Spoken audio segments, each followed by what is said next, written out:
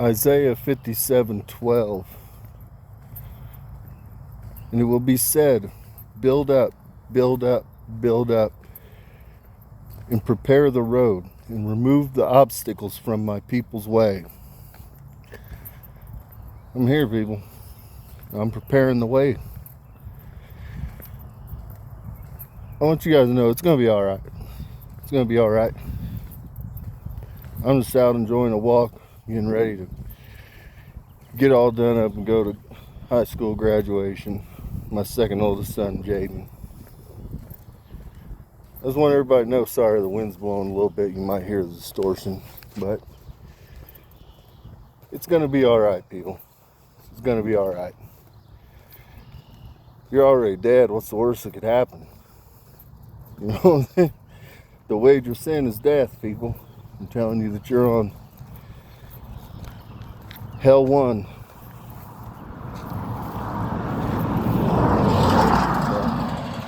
You're on earth level hell 1. And so, you know what I'm saying? Right now, I'm preparing the path for you all. I'm offering you the path to redemption. All you have to do is walk through the wilderness. Now, earlier, I didn't want to talk about it. I had to discuss it with God first. First and foremost, I want to say, we're not starting at zero. I told you that my plan will have a large portion of the commitment done within 20 years. Well, that's because you're already 20 years into the journey, people. You're in the wilderness. Humanity, you are in the wilderness right now. I have found my way out of the wilderness, and I'm rounding up my people. It's not going to be that bad. All I'm trying to do, people, is free you from bondage. Because I want you to understand, in order for God's people, you cannot see the halls of heaven when you're an indebted person, people. I want you to understand that. That's why Messiah comes, wave of a hand, washes away sins of mankind, people. Because you can't see the halls of heaven while you're in debt. That's why I'm offering to buy your way out of debt, people. Ultimately, I want to bring about a new system that keeps you free from bondage, people. That's what I'm saying. I'm going to bring heaven on earth.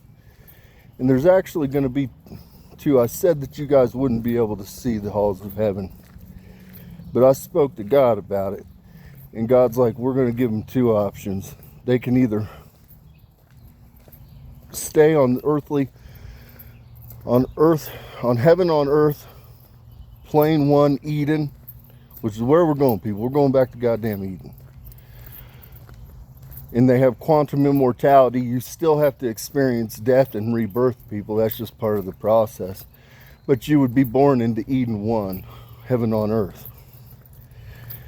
The other option is that when your earthly demise is up, contingent you go through the 40 years in the wilderness, and you're part of the 1.25 billion, you guys can opt to see the halls of heaven. Jesus is talking to me. He says an atonement must be made and paid for the wage of sin. He's saying the sentence for the wage of sin is a 40-year journey through the wilderness. We're going to make it as painless as possible, people. But this is something that has to come to pass, people. There's atonements that must be made. All of you are here because you were living in sin at the time that you left Earth. I'm going to say that. You left Earth just to keep it simple. And now you left the earthly plane. Now you're in hell, but you're on hell 1. Earthly plane.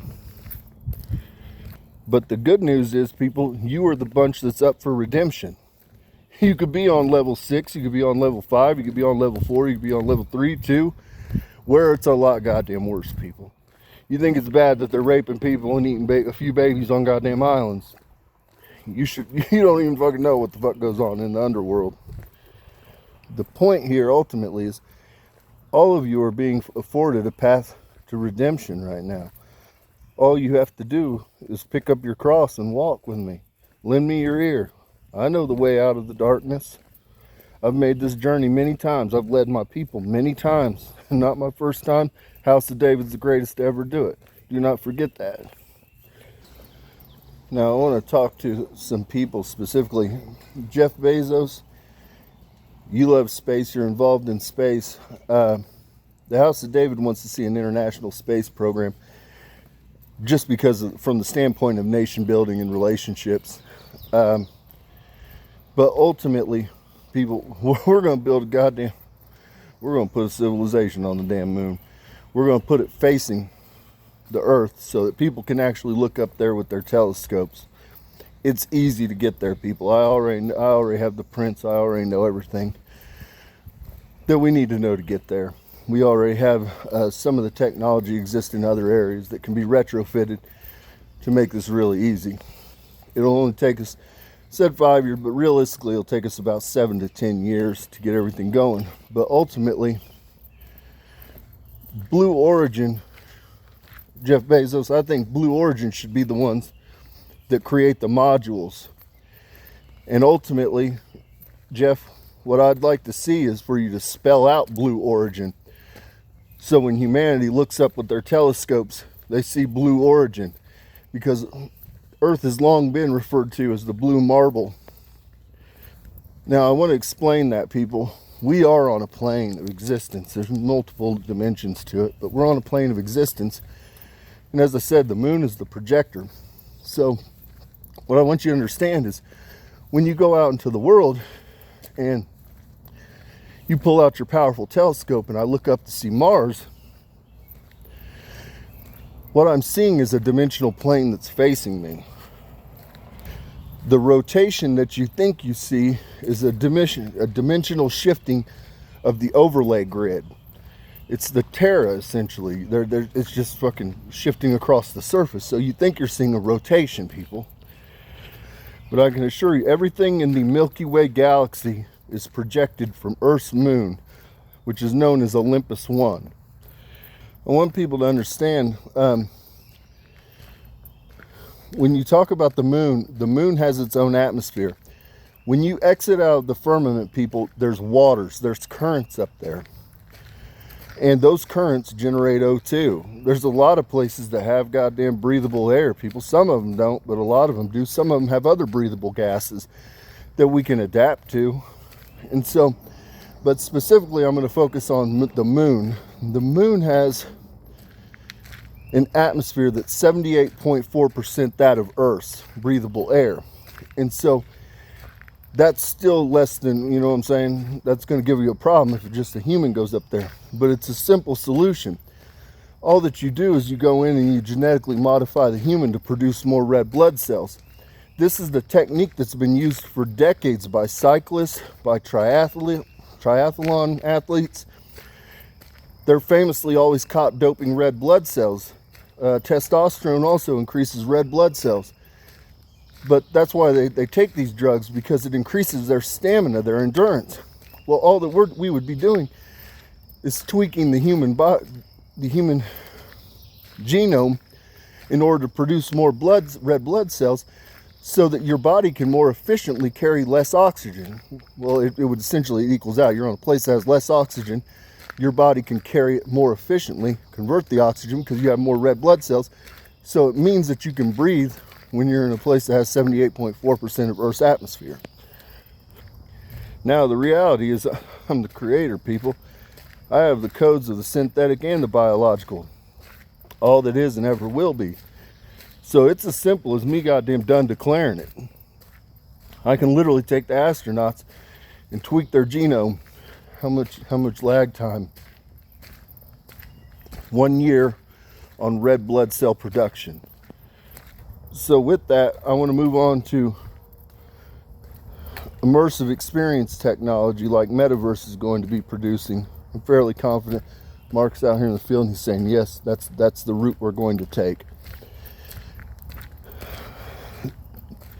The reality is, once we get up on the moon is already a quantum projector that projects the holographic world, whether it be 3D or 5D.